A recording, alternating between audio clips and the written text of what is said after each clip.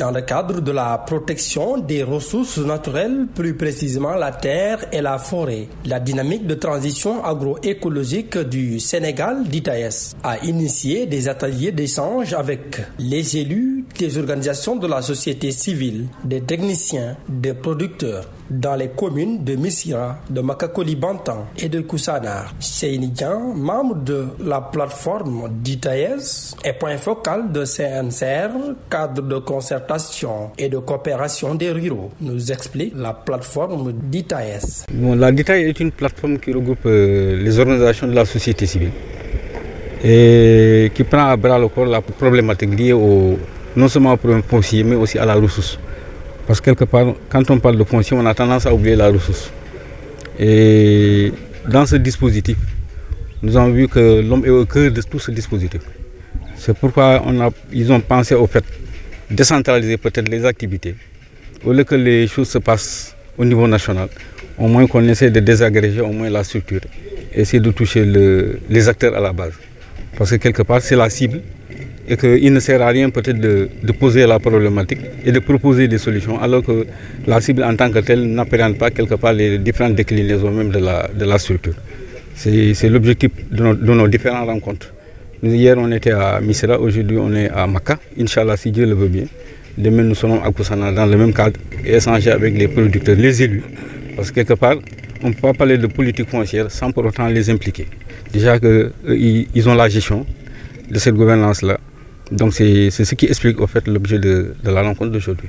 L'objectif général de ces ateliers est de susciter un engagement croissant des élus, des organisations de la société civile, des techniciens, des producteurs du département de Tambacounda en faveur de l'agroécologie pour un développement durable de la région. Madame Absambo et de la coordination secrétariat d'ITAES. Nous sommes là à Missira, vraiment dans la continuité du travail de la DITAES. En février 2023, nous avons organisé des journées d'agroécologie sous la thématique de la territorialisation de l'agroécologie. Cette territorialisation-là, elle avait démarré déjà avec la DITAES en 2021, avec la mise en place des DITAEL au niveau local. Donc ces dynamiques locales-là, il y en a 6 officielles, dont une à Tambacounda.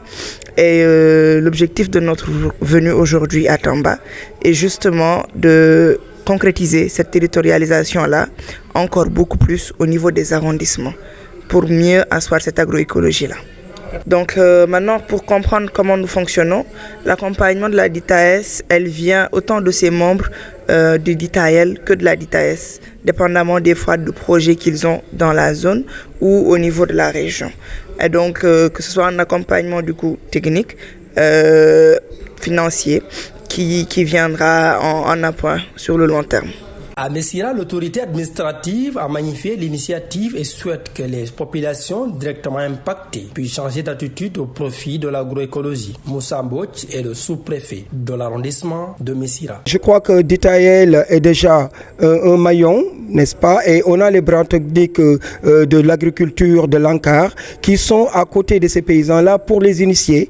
Et par le biais de DITAEL, on fera de cette zone-là avec les paysans une zone beaucoup plus productive qui permettra ce développement en synergie de toutes les couches entre l'autorité administrative, les partenaires techniques, mais surtout les paysans qui vont s'approprier de cet outil qui est un outil important qui permettra une pérennisation de l'agriculture dans la localité. La DITAES souhaite que les populations s'approprient de cette initiative, a rappelé Madame Absambodj. Pour les producteurs, nous espérons en tout cas avoir une adoption de l'agroécologie, non pas qu'elle n'est déjà adoptée, mais peut-être une meilleure appropriation.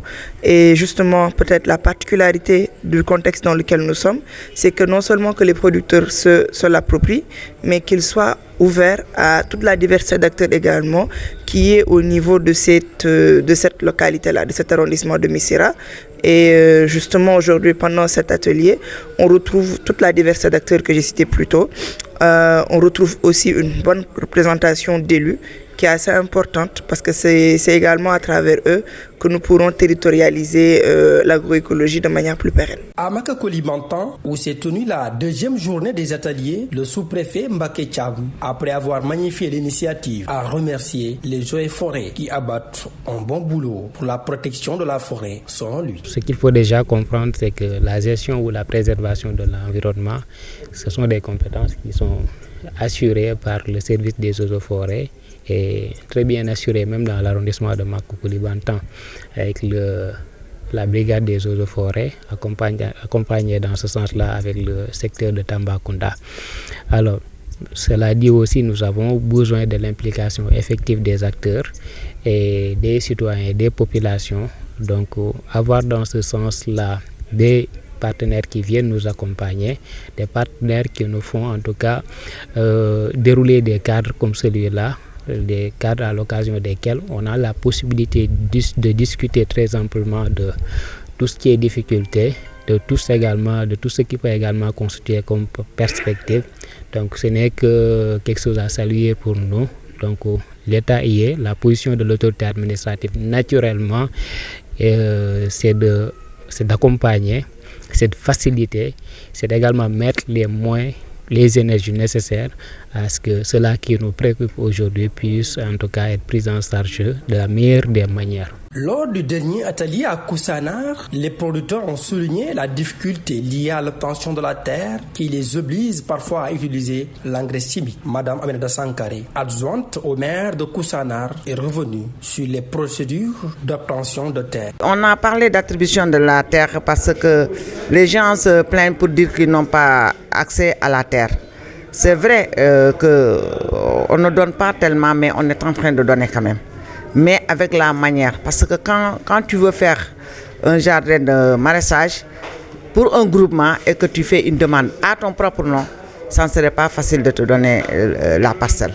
Mais quand tu le fais au nom du groupement, on vous attribue toujours des parcelles. Et que les parcelles qu'on attribue aussi, on ne les donne pas à titre prioritaire, mais parce qu'on vous les prête. Si demain le groupement n'existe plus, mais on peut donner à un autre groupement qui pourrait l'exploiter. C'est ça que les gens n'ont pas compris, mais on est en train de donner quand même. L'adjoint au sous-préfet de Koussanar, qui a présidé cette dernière rencontre, après avoir salué l'ADITAES, est revenu sur la part de responsabilité des autorités administratives sur la question de l'agroécologie. Ababakar Sadikh Koulibaly. J'ai entendu beaucoup par rapport à la dégradation des sols et des ressources. Telle est l'importance de cette journée d'aujourd'hui. Maintenant, l'engagement qu'on va prendre, c'est d'abord de demander aux maires de respecter donc, tout ce qui a été dit dans la convention qui a été signée ici pour pouvoir en quelque sorte empêcher tout ce qui va avec la dégradation des sols. Et surtout demander aux producteurs, agriculteurs producteurs, donc de prendre leurs responsabilités à bras le corps. Donc pour avoir de meilleurs rendements. Mais aussi il faudrait aussi j'allais dire, donc un engagement communautaire, j'allais dire, de toute la communauté. S'il n'y a pas d'engagement communautaire et une grande sensibilisation, ça n'ira pas. On reviendra l'année prochaine ici et pour parler de la même chose. Donc il faudra l'engagement surtout communautaire, d'où l'engagement donc de cette rencontre. Feu de brousse, coupe de bois, la transhumance, l'utilisation de l'engrais chimique. Voilà quelques mots. Ils gangrènent l'environnement et ce sont des pratiques des populations locales, d'où l'importance d'accentuer la sensibilisation pour le développement de l'agroécologie dans la région en général et plus particulièrement dans le département de Tambacounda.